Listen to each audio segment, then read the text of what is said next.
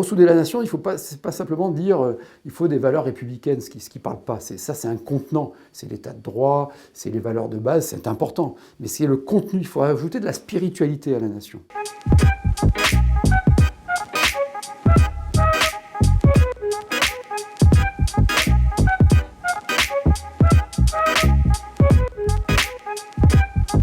Cette crise sanitaire a révélé des dysfonctionnements anciens de l'État, mais encore plus visibles en période de nécessité de réactivité et d'opérationnalité, c'est-à-dire un État enquisté dans une somme d'intermédiations bureaucratiques, des échelons compliqués, des échelons qui se contredisent parfois, des services régionaux de l'État qui contredisaient parfois les services départementaux, et donc un État qui a multiplié l'excès de règles et qui a été très défaillant dans l'exécution de ces règles, qui est un travers constant, mais particulièrement grave en période qui nécessite de l'agilité, de l'urgence et une stabilité dans le cap.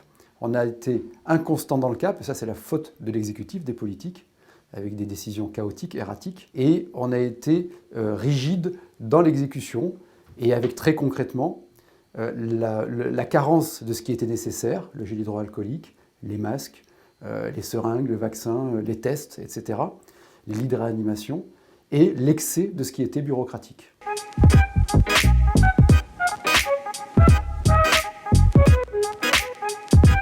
Je pense que l'État obèse a généré l'impuissance de l'État.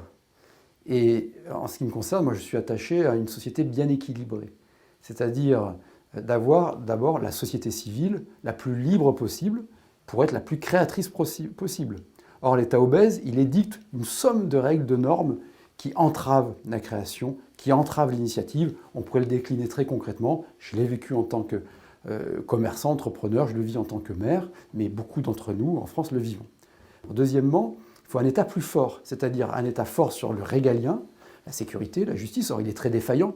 L'exécution des peines, très défaillant, ce qui crée de l'injustice, ce qui crée de la révolte et du ressentiment chez beaucoup d'entre nous. Et donc un État fort sur le régalien, il a été inventé pour cela, mais aussi sur ce qui, aujourd'hui, au XXIe siècle, est stratégique, c'est-à-dire l'éducation, la culture, la recherche, la stratégie. Et troisièmement, c'est une nation soudée.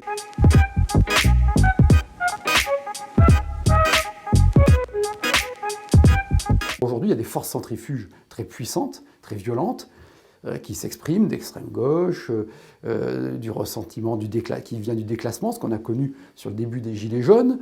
Vous avez également tous les décolonialistes et tous les politiquement corrects qui sont en train de créer une culture de la victimisation auprès de toute la jeunesse immigrée ou issue de l'immigration, ce qui est très très grave.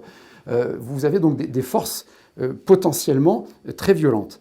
Et donc il faut ressouder la nation. Et ressouder la nation, c'est pas simplement dire il faut des valeurs républicaines, ce qui parle pas. C'est un contenant, c'est l'état de droit, c'est les valeurs de base, c'est important. Mais c'est le contenu, il faut ajouter de la spiritualité à la nation. Parce que c'est dans le vide de la pensée que s'inscrit le mal, je crois que c'est une citation d'Hannah Arendt.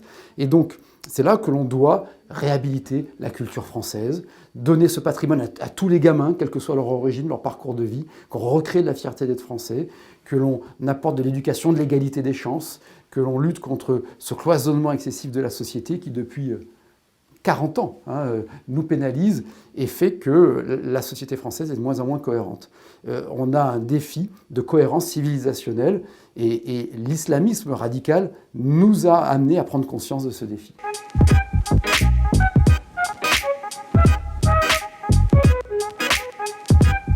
En faisant ce que je suis en train de faire avec vous, c'est-à-dire d'utiliser les lucarnes médiatiques que l'on me propose pour essayer de faire valoir ma forme de pensée, mes convictions, mais également réunir, rassembler des personnes de qualité, nouvelles, pour les agréger, créer un esprit collectif et troisièmement, produire quelques axes programmatiques très précis. Parce qu'un des grands enjeux, si on veut régénérer l'offre démocratique, éviter ce duel mortifère entre un pouvoir assez conformiste avec Emmanuel Macron et des alternatives assez démagogiques avec l'extrême droite ou l'extrême gauche, il faut qu'on ait des alternatives crédibles. On a vu au pouvoir beaucoup de partis politiques et finalement, il y a eu un déclin français depuis quelques décennies.